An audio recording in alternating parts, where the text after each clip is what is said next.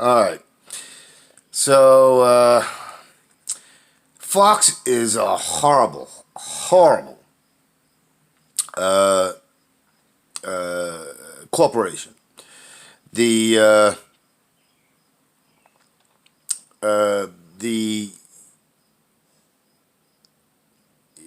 the guy that started it and his family are a horrible, horrible, horrible people. And why do I say this? Because they are the owner class. They are the elite owner class. Their mentality is of that of nobility and aristocracy. And nobility and aristocracy have absolutely no rational or even consistent principle,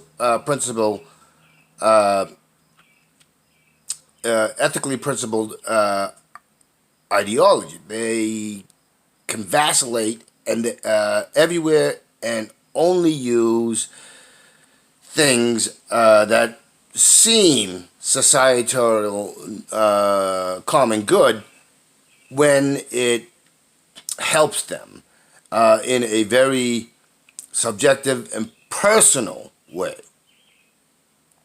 So when it ameliorates the damage that they themselves have created. So I'll give you two examples. Okay, Tucker Carlson. He is from the Campbell's family. Okay, so the Campbell's family is a owner class. They may not have the title of lords or ladies, but but the way they think is of that of aristocracy and nobility. Sean Hannity. Now I don't know if he's from a family like the Campbells, but Sean Hannity is an elite owner class. He owns something like like he owns literally in the hundreds, if not over 1,000 of apartments, condos, as well as low income housing and all that other stuff. And Hannity is clearly a racist. You cannot subjectively or objectively argue that. But he is also a class elitist. So if you are white and you're poor, then he could care less about you. And all the property and lands that he owns, he clearly shows his mentality, okay, of I'm nobility and aristocracy, and your health and well-being, your happiness is absolutely meaningless to him. It doesn't matter if you have the same skin as me. If you're poor, you are peasantry, you are serfs, you are and if he can make you into a slave, then that is what he'll want to do. That is the danger of Fox, because Fox promotes nobility, the noble class, and the aristocracy class. And that is the ideology of there are ruled and rulers. That is the danger of Fox. And even the local channels that have the Fox emblem and the Fox and is tied with Fox, the Murdoch's Fox, promotes this same sort of thing. They may not be as blatant as the national Fox, And the international Fox, which covers Sky News and a whole host of others, the Sun in Britain, as well as the stuff that's in Australia, and so on and so forth. So all of them are a. It is a virus of we are the ruling class. We tell you what the hell to do, and you follow, and you do, and it doesn't matter if you have to how much you have to suffer. It does not matter. We take, you give, including all the way up to giving up your lives. That is how it works. That is how it has always worked. This is why I've made comparisons to how the corporations and politicians in the West operate, and the infrastructure of police and law enforcement and judges and DAs and all those. It doesn't matter if you live in the UK. It doesn't matter if you live in the Netherlands. It doesn't matter if you live in Iceland or wherever. If you live in Switzerland, it makes no difference. France, Germany, Spain, Portugal, Italy, it makes no difference. That is the way they operate because they believe they are the ruling class. So I've made this point before in my videos that it's a war, but it's not a war of, it has less to do with race and more to do with class war of rulers and ruled. That's what it comes down to. And the reason why they use race is because that keeps people ignorant. It keeps them. It creates division. It's a tactic. It's a military tactic. Divide and conquer. So if you can't come to consensus, if you can't come to collectivism, if you can't come to solidarity, and if you can feed, a rabidness where empathy goes out the window, compassion goes out the window, and enlightened self-interest goes out the window, and you're seated with the insanity of rooting and contributing to the ruling class,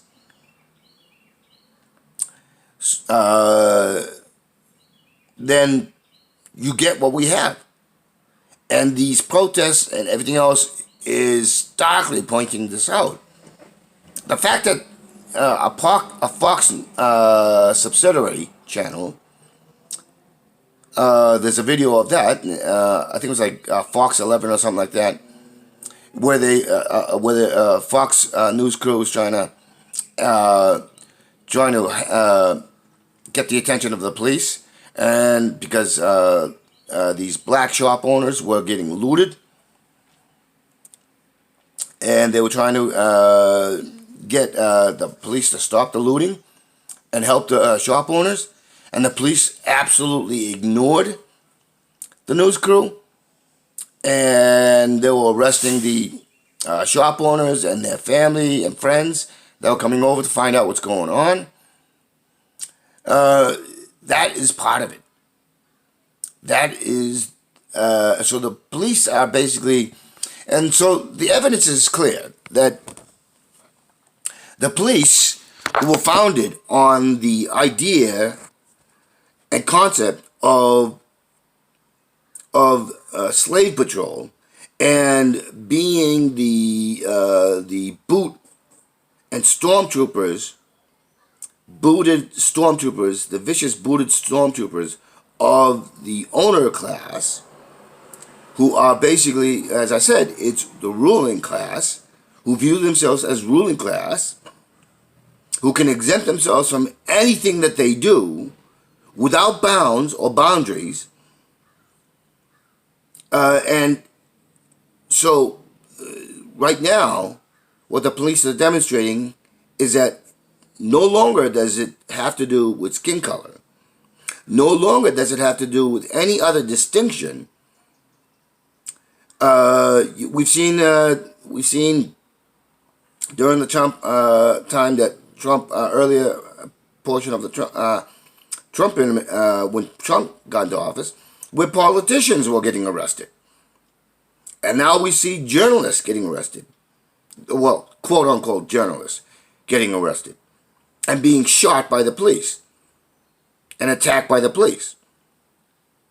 And we see violence violence perpetrated by the police, who themselves are among the serf and peasantry, but but because they believe that they have some exemption from the ruling class, and because they can use force, that they're somehow exempted from any arbitrary effects that can come and harm them and affect them in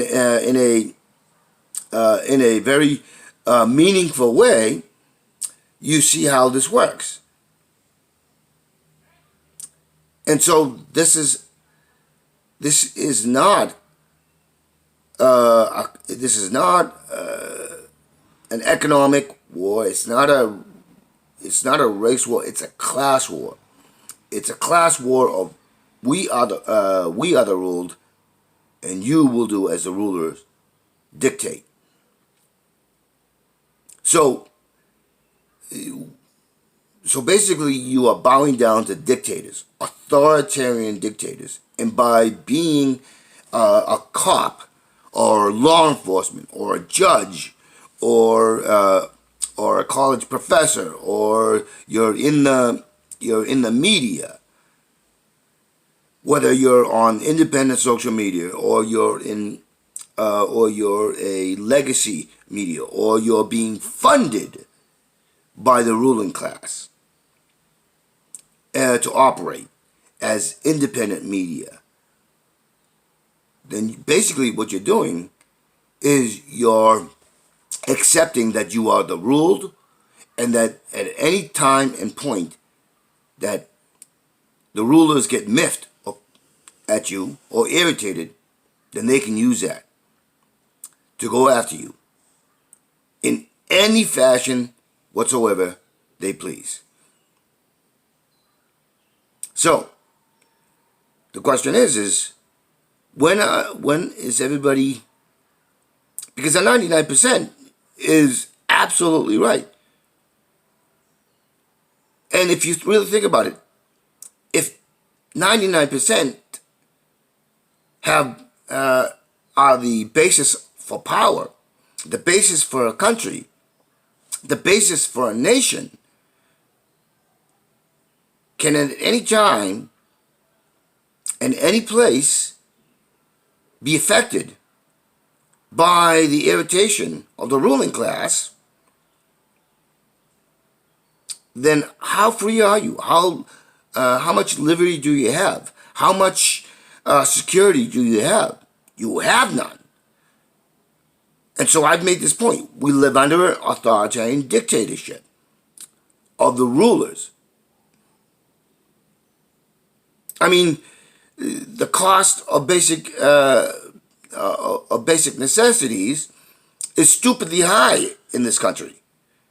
I mean, there was a report I saw that stated that the Europeans pay 10% less. I'm sorry, not 10%, 10 times less on basic necessities like food, and also have actually a higher quality in food than we have in the United States. I mean, I just went to the grocery outlet. I bought, what was it? Let me see, add 2, add 2 more, add 2 more, so 5, 7. Okay, I bought 8 items.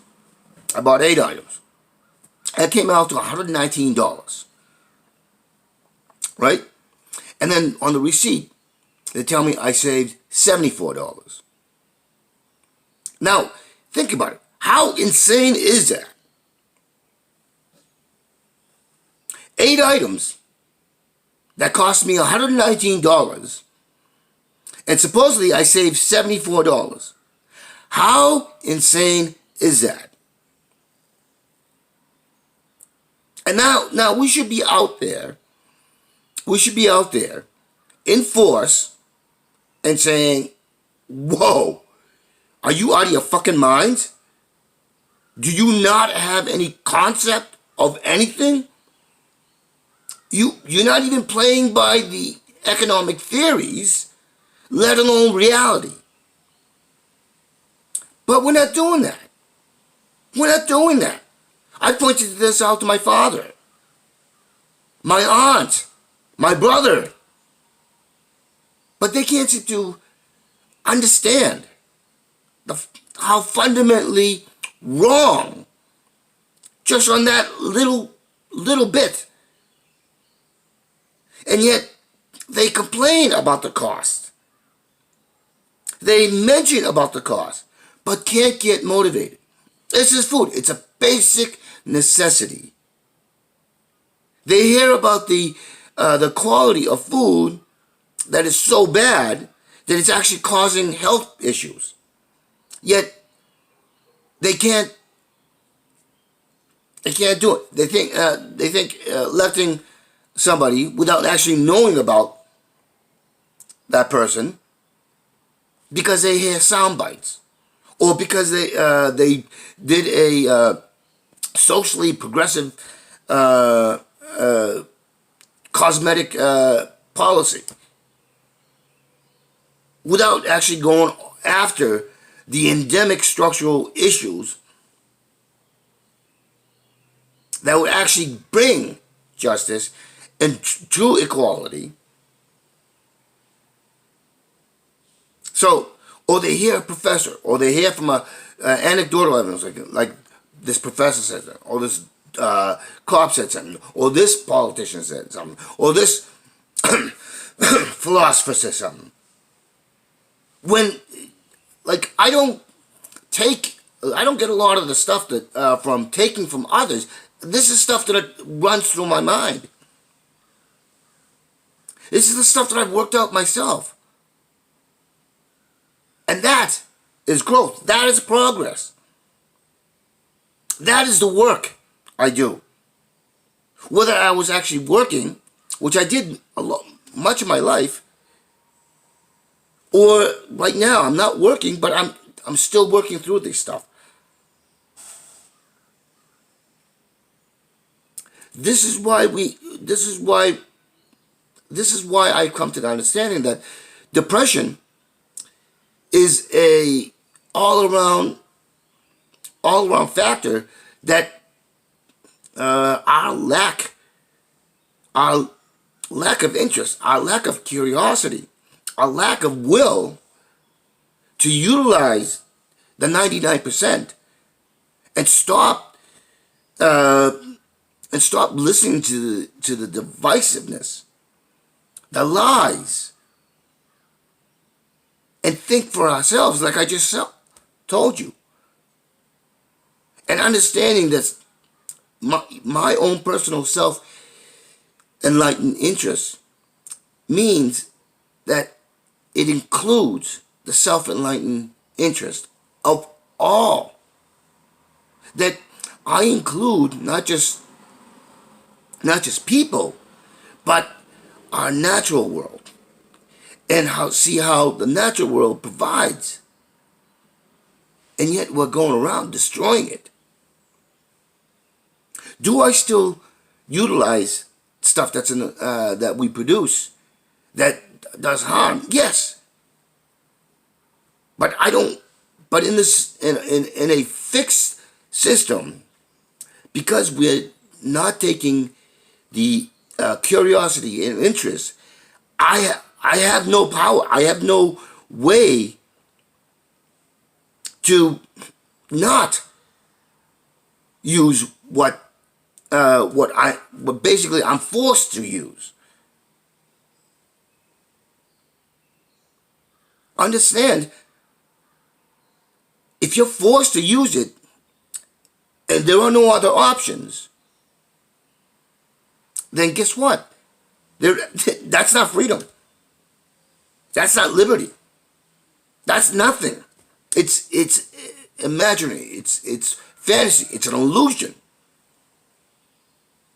And the longer we allow this, the longer we do not come collectively together and see things in a collective way, the more and more we feed the monstrosity of the ruling class, who can arbitrarily at any time order that we be killed or we be completely obliterated into poverty and everything else, so that our last option is to kill ourselves.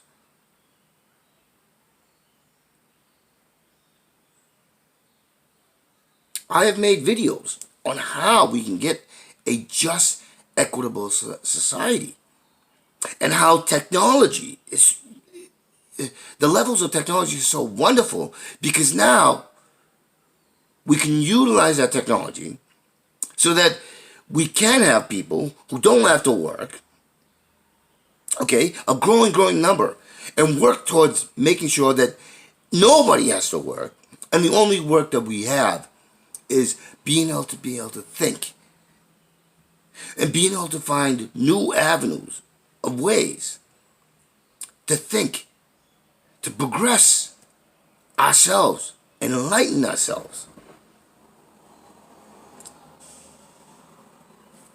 and push us forward and give us progress, the universal progress we all need. I've done videos on that, on how automation is not a bad thing if the end goal is to get everybody away from having to work and actually concentrate on the work of being able to think in a critical way, being able to balance our physical and emotional, which is the spirit, the physical, emotional, and mental, which is the spirit. And we can start throwing out all these things which only promotes the ruling class, which only gives advantage to the ruling class, those with the ruling class mentality. That is why I don't like libertarianism. That is why I don't like conservatism. That is why I dislike liberalism. Because all of them have this illusion, this fantasy that somehow that they can break through and become part of the ruling class. It is a lie that we tell our children when they're born, and we raise them in basically a broken structure that will immediately infect them and disadvantage them. Even the ruling class has gone so bad that they can't, that their children are born into misery that has nothing to do with their material or influence in society. It has everything to do with how it destroys their ability to have true ambition and aspirations, which locks them in a continuous battle.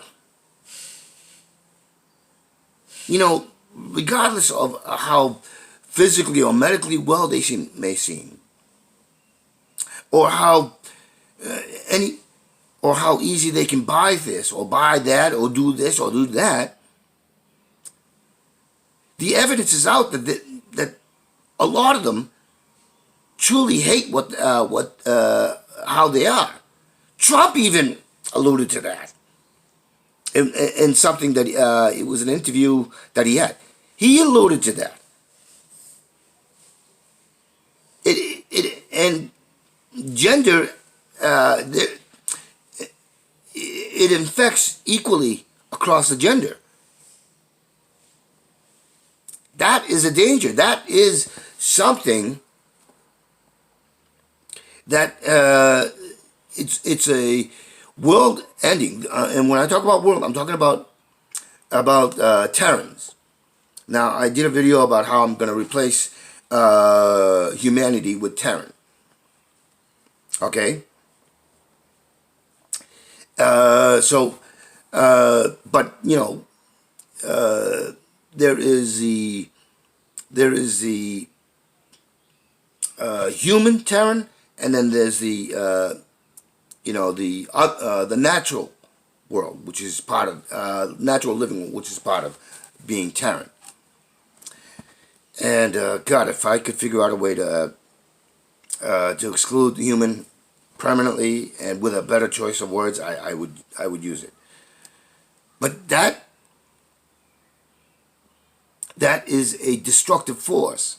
Now, ultimately, and in utter tragedy, that if we can't think like I've been talking about, will be the end result. It is a foregone conclusion. We will bring about a complete collapse and extinction of us as a sapient species. The world and the natural world will outlast us because we have done it. There is no, well before any natural disaster can do that, we will have done it. That is how dangerous it is.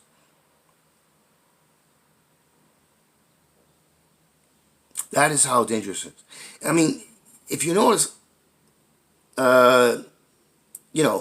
there's that thing where military, they always say that the military has, and military spending has helped along innovation. Well, the exact opposite applies. So the military innovation and all that other stuff may have brought stuff that helped in a societal way, but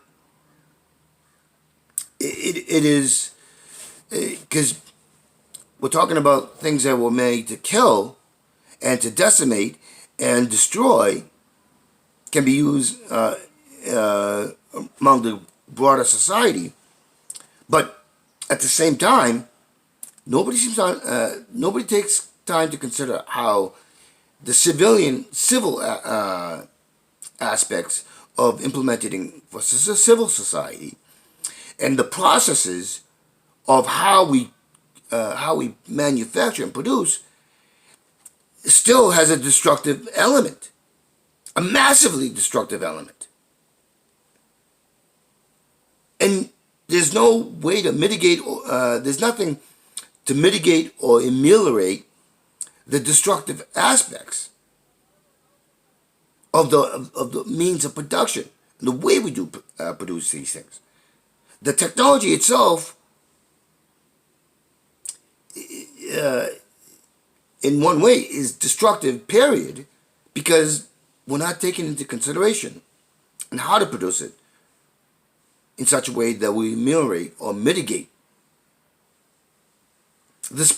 our spread across the globe. I mean, there are ways to allow for population growth without having the destructive part And that's because we keep spreading out and destroying the very nature, the natural world that we need. But there are ways to mitigate and ameliorate those things, and that's another thing I talk about. That doesn't restrict us to having to live in a space the size of a cubicle.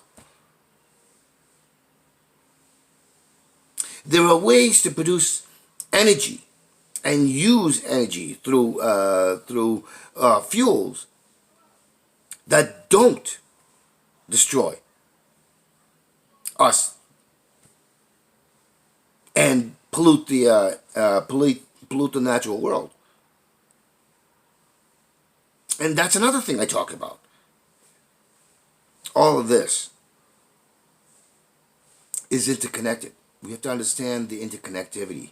And if we come to understand the connectivity, we can find that we have commonality in ethics, that we have commonality in morality, we have commonality in empathy, we have commonality in compassion, and we have commonality in true aspirations, in true ambitions that will bring about collectivism, solidarity.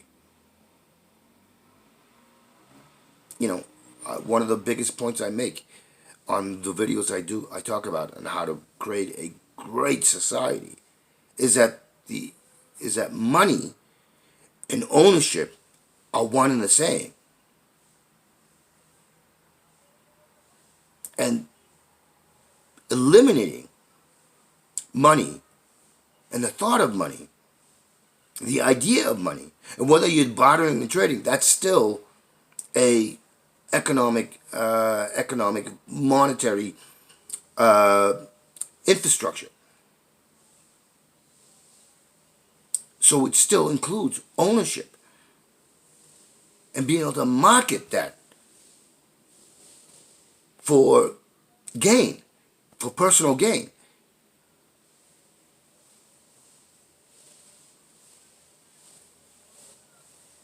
It becomes so much simpler. It becomes so much more natural if we eliminate all that, and if we are constantly striving and thinking forward progress and being inclusive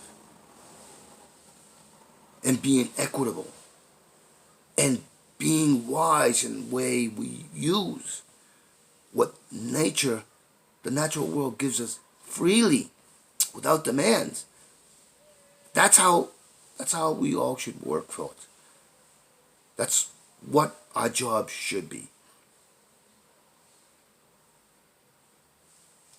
We will be healthier.